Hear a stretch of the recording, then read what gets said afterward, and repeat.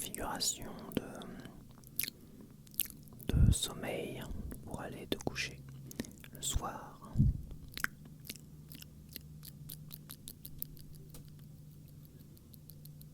Donc aujourd'hui je vais faire un Tascam, un petit peu de Tascam branché sur GarageBand pour qu'il ait un meilleur son. Je vais tenter, je vais faire une vidéo classique d'ASMR, donc avec du tapotement rapide, tout ça.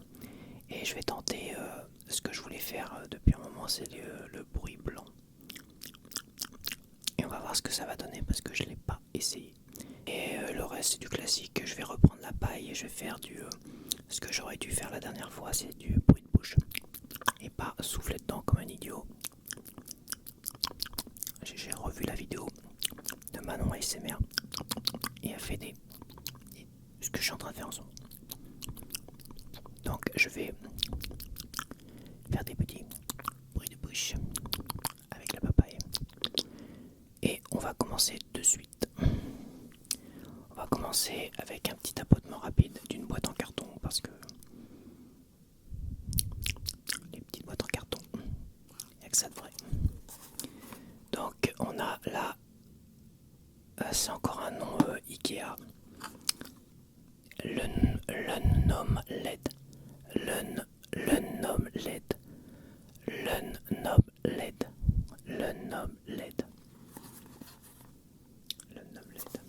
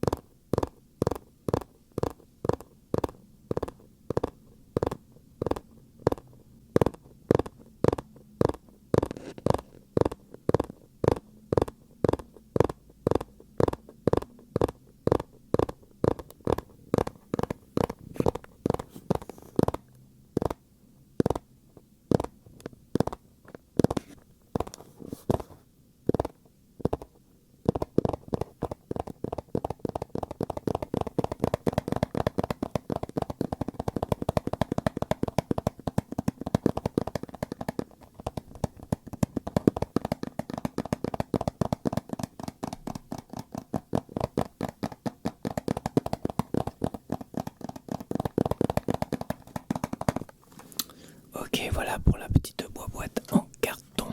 J'ai encore du tapping au programme et j'ai envie de tester ce que j'ai hâte de tester depuis quand même quelques semaines déjà. Voir si ça peut le faire. Donc j'ai deux supports comme ça. Je vais peut-être faire du tapping dessus, quand même pour voir. Tapping sur du verset, c'est pas mal.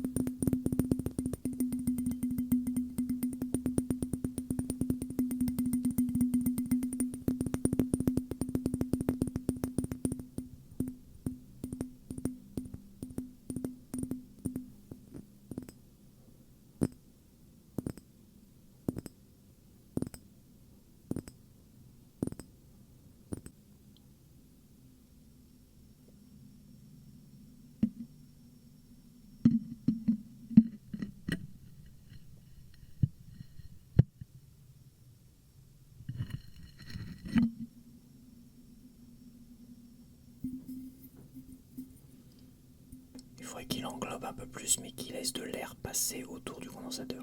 Et lui, il passe tout juste sur le condensateur. Mais au mieux, je peux faire ça.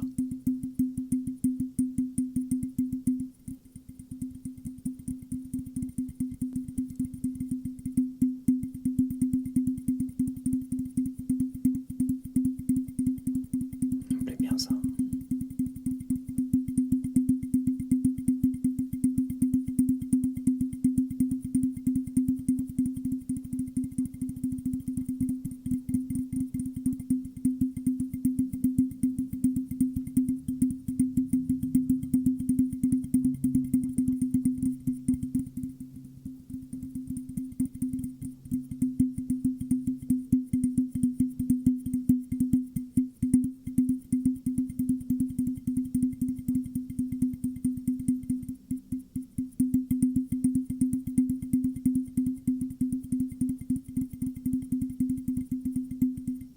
Alors j'ai pris la paille qui est en bon état, qui est lavée. Je l'ai même passé au lave-vaisselle, même si c'était pas conseillé, c'est pas grave. Je préfère. Il y avait tellement de brins dedans.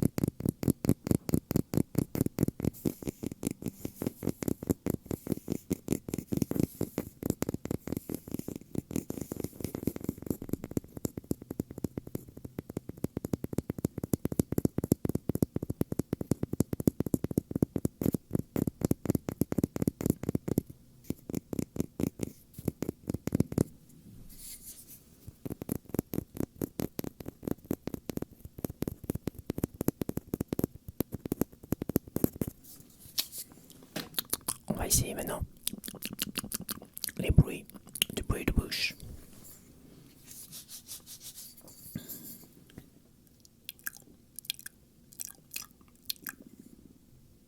C'est mon ventre qui fait du bruit aussi. C'est pas mal, hein.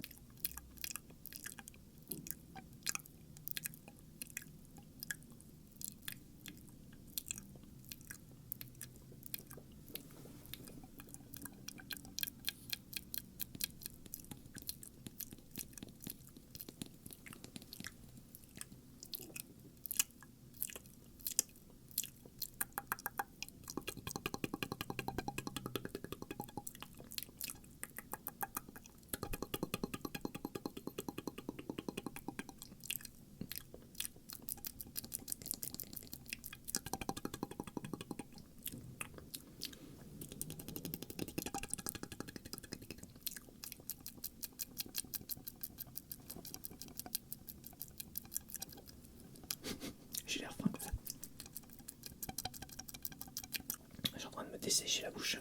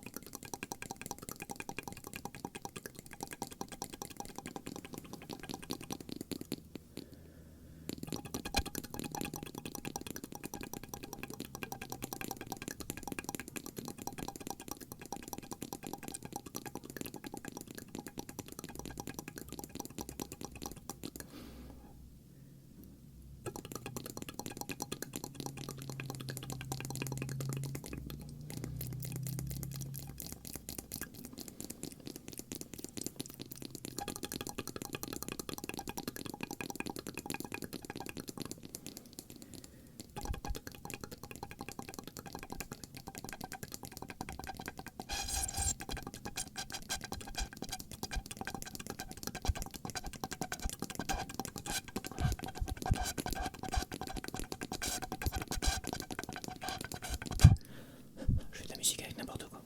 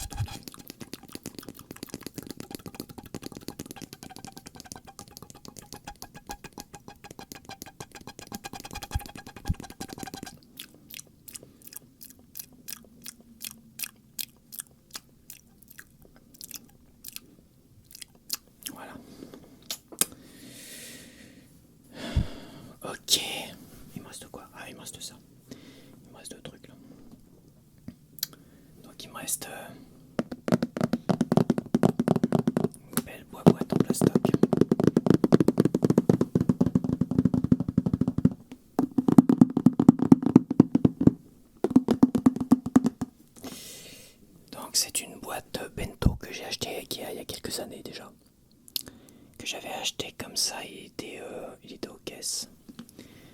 Il était proche des caisses pour les petits achats rapides. Et quand je l'ai vu, je me dis, pas mal. Je vais peut-être en acheter une comme ça quand j'irai faire des pique-niques. Des pique-niques, j'adore. Comme je découpe les mots, des pique-niques. Quand je vais faire des pique-niques, je me dis, tiens, je vais l'acheter, ça peut me servir. Sauf que je ne fais jamais de pique-nique. Je ne fais jamais de pique-nique. Donc voilà une boîte qui a vraiment servi à que dalle. Je me rappelle même plus combien je l'ai acheté.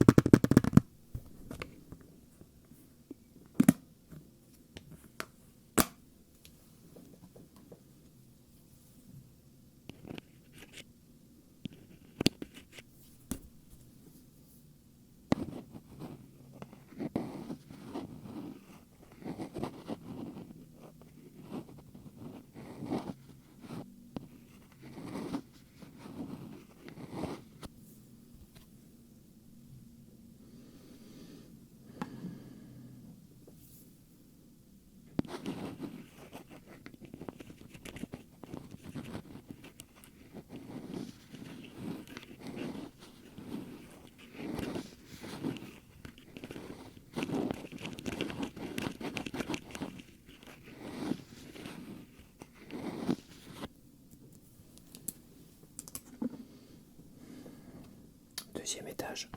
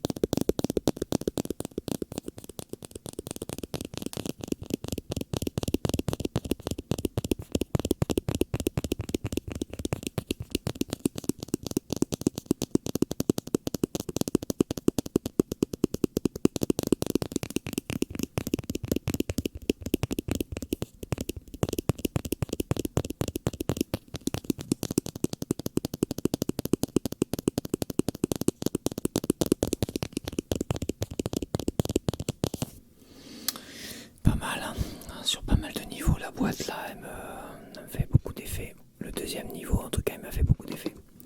Et le rez-de-chaussée, le deuxième niveau. Non, c'était le premier niveau. Peu importe.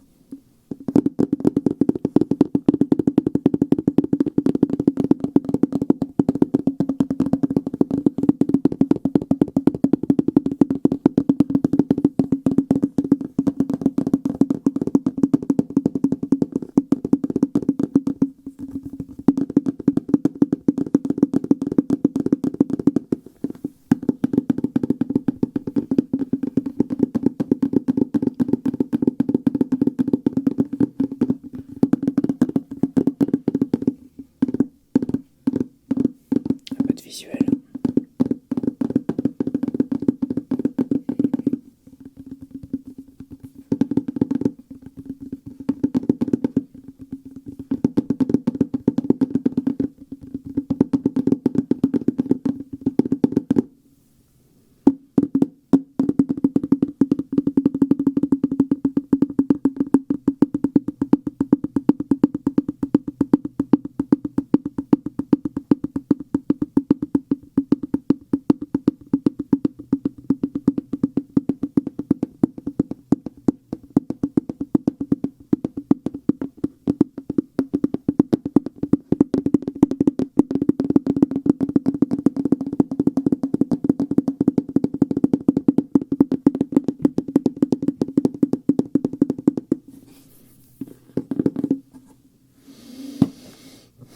Il reste.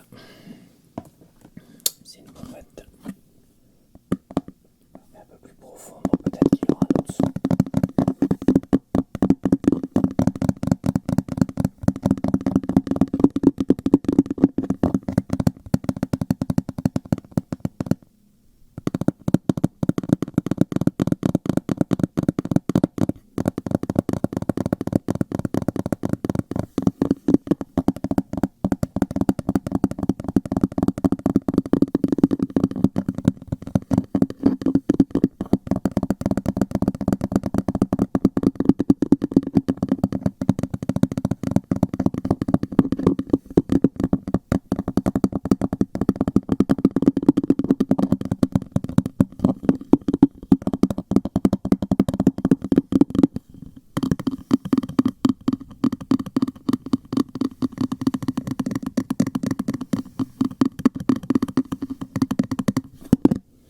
Ok, Wayolo.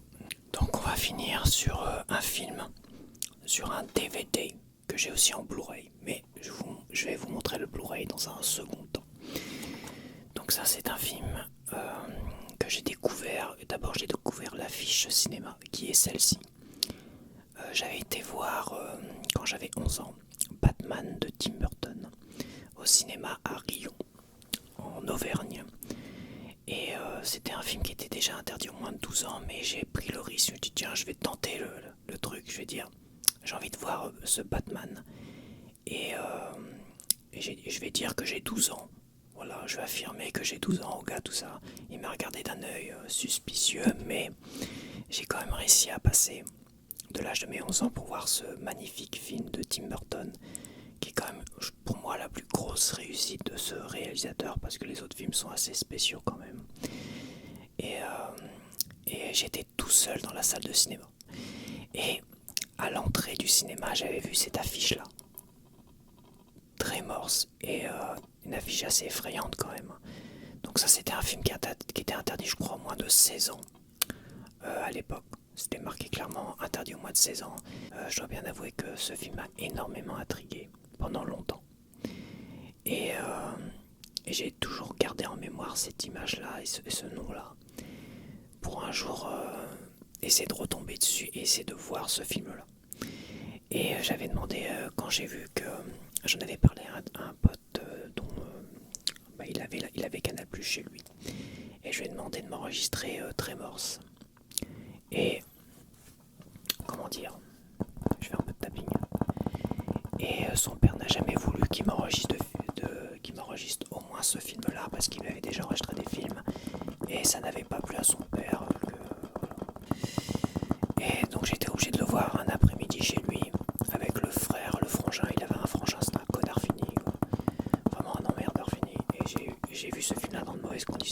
temps, je l'ai quand même vachement bien apprécié, j'ai adoré. J'ai vraiment adoré et plus tard c'était l'époque des VHS. J'ai tenté de me le procurer en VHS, j'ai cherché partout, je l'ai pas trouvé. Et quand j'étais au lycée à Arcis-de-Caumont, à Bayeux, dans le Calvados, il y a une petite boutique de VHS qui l'avait, mais qui le vendait au prix démesuré, un prix démesuré par rapport au VHS de l'époque.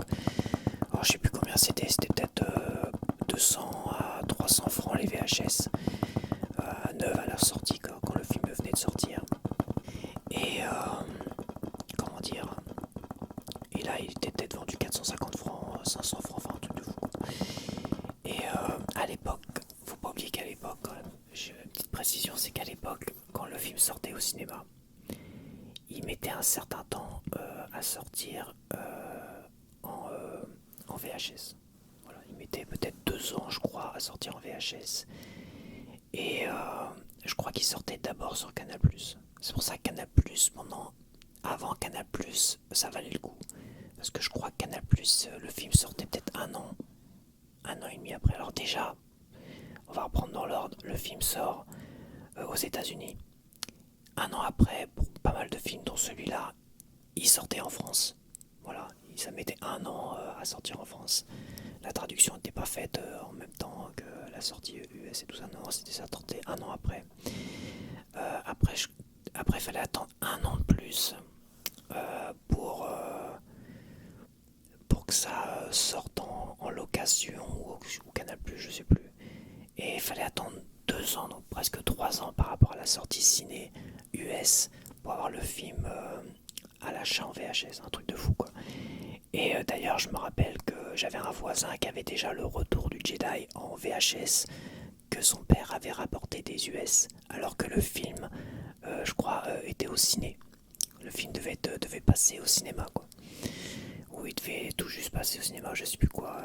Et aux États-Unis, ils avaient déjà, c'était beaucoup plus rapide aux États-Unis. Nous, le film, il devait passer au cinéma et lui, il avait déjà la VHS. C'était un truc de. Oh, c'était incroyable. Mais c'était tout en anglais, évidemment. Donc, Trémor, j'ai pu me l'acheter en DVD. Voilà, parce qu'en VHS, j'ai jamais vraiment trouvé à bon prix. Et quand les DVD sont arrivés, ils ont sorti Trémor en DVD. Et en plus, je suis content parce que c'est la jaquette cinéma, la jaquette qui m'a marqué et tout ça. Là où je vais vous montrer la version Blu-ray, déjà la version Blu-ray, ils l'ont, comment dire, ils ont fait un traitement peau de bébé, là je sais plus comment ils appellent ça, DNR où ils poussent la netteté tellement fort que ça lisse les peaux, un truc dégueulasse. Donc déjà l'image pas exceptionnelle quand même. Et surtout, les jaquettes, le DVD, l'époque des DVD, au moins on avait des jaquettes officielles cinéma, des belles jaquettes, ou des nouvelles jaquettes qui étaient peut-être qui avaient été travaillées et mises de côté. Mais pour ne plus payer de droits, j'imagine, mais nous on paye plein pot quand même pour plus payer de droits sur les œuvres, les jaquettes, les films. Et le Blu-ray, ils nous mettent que des jaquettes de merde faites généralement par un stagiaire, j'imagine. Et ça, c'est insupportable quoi. Depuis le Blu-ray, on a que des jaquettes de merde. Et c'est pour ça que je mets parfois des films Blu-ray dans mes boîtiers DVD. Et quand je veux regarder le film, je prends mon boîtier DVD, dedans j'ai le Blu-ray. Et voilà. Donc là, ils ont repris la jaquette cinéma, mais ils ont fait ça, changé les couleurs en bleu. Voilà. Donc ça change un peu, je trouve, la donne. Bon, il y a pire, hein. Je veux dire, la plupart des films, Paramount par exemple, faisait des super boîtiers DVD, j'en ai encore quelques-uns, avec jaquettes d'origine, tout ça, ou parfois des inédits comme Black Rain qui est superbe. Et depuis le Blu-ray, la plupart, ils font que des jaquettes de merde. D'ailleurs, il suffit de voir Black Rain en DVD, la jaquette qu'ils ont mise, et la jaquette Blu-ray où tu vois que ils font que de la merde. Ça a été fait par des stagiaires, quoi. Et même aujourd'hui en 4K, c'est pareil, ça change pas, à part certains où on récupère les jaquettes d'origine. Mais je pense que ça doit avoir un coût. Ça doit avoir un coût de. Ils veulent plus payer les frais d'auteur de ceux qui ont créé les jaquettes. Voilà, quand Harry rencontre Sally, que j'adorais la jaquette de cinéma. Et la jaquette cinéma, c'était seulement sur la VHS. Même en DVD, ils l'ont pas sorti avec la jaquette cinéma. Et impossible de la revoir avec la jaquette cinéma. Conan le barbare, c'est pareil. Conan le barbare, impossible d'avoir la jaquette cinéma, l'affiche cinéma, enfin celle que j'avais dû montrer dans une de mes vidéos. Donc ça c'est vraiment pète bonbon. Et à part les nouveautés qui viennent de sortir où ils ont déjà payé les droits sur la jaquette, évidemment on a la jaquette et encore pas toujours. Mais pour les vieux films, à un moment donné, ils veulent plus payer les droits. Et depuis le Blu-ray, c'est la misère. Et je suis réellement très déçu. Et pour moi, ça compte beaucoup. Voilà. Donc voilà, juste pour vous montrer vite fait. Donc Black Rain en DVD. Alors c'était pas l'affiche cinéma, parce que l'affiche cinéma c'était une affiche noire assez sobre et tout ça. Très légère, moi ça m'aurait plu aussi. Mais quand je vois l'affiche qu'ils nous ont mis en DVD, regardez la boîte de fou quoi. La boîte de Black Rain en DVD. Alors évidemment en DVD déjà l'image était pas terrible pour un DVD à l'époque. Mais la boîte, waouh, la boîte était folle quoi. Et voilà. Et Paramount faisait que des boîtes de fous furieux comme ça. Toutes les boîtes, tous les films Paramount, ils avaient des boîtes magnifiques, des jaquettes magnifiques. C'était très vendeur, ils misaient tout sur ça. Et regardez maintenant Black Rain en Blu-ray.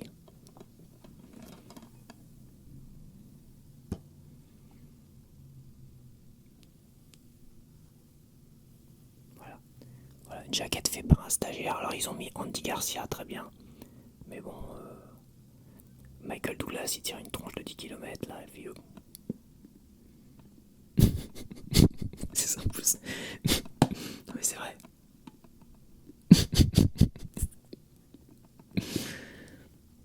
Andy Garcia, les beaux gosses là-dessus, très bien. Mais bon, ça c'est fait par un stagiaire. Voilà. Ça c'est pas, comme je dis ça, c'est que des belles jaquettes. Soit des trucs inédits comme celui-là, mais magnifiques. Et il y avait format cinéma, c'est Touchstone. Ouais, Touchstone vidéo, qui faisait des formats comme ça, des jolies jaquettes aussi. Avec, avec le petit bandeau violet comme ça, et ça c'est très joli aussi ça. Mais en DVD il y en a plein comme ça, je pourrais ressortir aussi les Warner et tout ça. Ça c'est très joli. Et là je vais vous montrer le Blu-ray, donc c'est le Blu-ray US, mais le Blu-ray français c'est la même chose, c'est la même jaquette. Alors certains diront, ah, on voit bien Robert Redford, gna gna gna gna gna. Oui mais c'est pourri quoi, c'est pourri, ça c'est fait par un stagiaire. Ça c'est jaquette cinéma, ça a coûté des sous à un gars pour qu'il te ponde une belle jaquette cinéma, pour que ce soit vendeur. Et pourtant c'est un film, voilà, c'est pas un film qui est pas trop vieux non plus quoi, mais voilà, on veut pas payer de droits et on crée une jaquette à partir d'une image de film et basta. Voilà, ils ont pris les images du film, ils te pondent un truc pourri et ça voilà. Donc là-dedans j'ai mon Blu-ray. Dans la boîte DVD j'ai mon Blu-ray de l'homme, pareil pour Black Rain. Ça je l'ouvre plus, ça je l'ai mis de côté, j'ai mis le DVD dedans quoi. Donc voilà pour la petite histoire. Donc voilà, je vais sûrement faire beaucoup de coupes parce que là ils m'ont cassé les bonbons pendant 20 minutes tous en même temps. Et là j'ai plus un bruit là. Ils se sont tous recouchés. Je ne sais même pas quelle heure il est d'ailleurs. Donc voilà, j'espère que vous avez apprécié cette nouvelle petite vidéo classique tapotement rapide avec divers triggers, voilà, où j'improvise beaucoup, je tente des choses aussi. Je pense que c'est ce qui me plaît. L'été, je vais continuer à sortir des vidéos tout l'été parce que moi je pars pas en vacances nulle part. Voilà, je ferai du vélo, j'irai à la plage, là, je suis proche de la plage et tout ça, mais je vais continuer à un rythme de 2 à 3 vidéos par semaine, au moins 2 vidéos par semaine. Tout l'été, je sais que il y a un coup à jouer l'été parce que beaucoup d'artistes ASMR arrêtent quasiment de filmer pendant 3 mois. Donc voilà, si vous vous dites bon bah tout l'été je vais arrêter de regarder de l'ASMR parce que les artistes arrêtent, bah moi je vous dis j'arrête pas. Tout l'été je vais sortir 2 vidéos. Donc je crois que c'est une bonne raison de vous abonner. Là je suis en train de me vendre magnifiquement. Et mais bon, vous vous abonnez si évidemment ça ça vous plaît ce que je fais, tout ça. Donc je vais peut-être faire moins de jeux vidéo, de trucs comme ça, parce que ça reste des vidéos un peu boulées qui plombent un peu ma dynamique de chaîne. Je vais rester comme sur de la SMR, la lecture chuchotée, proposer d'autres trucs, tenter d'autres trucs quand même. Le chant, le petit chantonnement, il y a Viviane qui a fait une vidéo de chant que j'ai bien aimé. Ça fait un moment que je suis tenté d'en faire une. Chant à voix basse. Je vais faire des vidéos de tirage de tarot, tenter, voilà. Si ça plaît, enfin des tirages de tarot, pas comme voilà, pas comme le concept que j'ai tenté là, mais le concept, je vois que ça a cassé aussi un peu la dynamique de la chaîne aussi, donc je vais arrêter le concept. Puis c'est très compliqué à tourner, c'est très compliqué à tourner, en fait, c'est beaucoup trop compliqué. Voilà, c'est beaucoup trop contraignant, donc je pense que je vais arrêter. Peut-être que je pense que je vais arrêter. Ouais, peut-être qu'il y en a qui seront déçus, mais je pense que je vais arrêter parce que c'est beaucoup trop contraignant et ça plaît pas tant que ça. Voilà. Je vais faire une battle de bol, on verra bien ce que ça va donner. J'ai envie de faire un roleplay, voilà, dans une ambiance néon vert et tout ça, un roleplay peut-être sur Alien, le 8e passager. Je vais voir ça, ça se travaille. Faut que, avec plusieurs voix, je, je vais vous laisser la surprise quand même. J'ai d'autres roleplays, j'ai plein de trucs en tête, c'est vrai que bon, j'ai pas envie d'être. Et je vais tenter des tirages de tarot où je vais vous lire l'avenir, on va dire, ou vous guider pour le mois de. Je vais en faire un pour le mois de juillet. Donc je vais faire un tirage de tarot en juin pour le mois de juillet. Voilà, selon vos personnalités, quoi. Vous aurez un choix entre 4 ou 5 personnalités. Si vous êtes timide, machin, donc je ferai un truc comme ça. Et je vais faire un tirage pour chaque personnalité. Ce qui se fait déjà avec d'autres artistes YouTube. Et je ferai aussi beaucoup de graphisme aussi.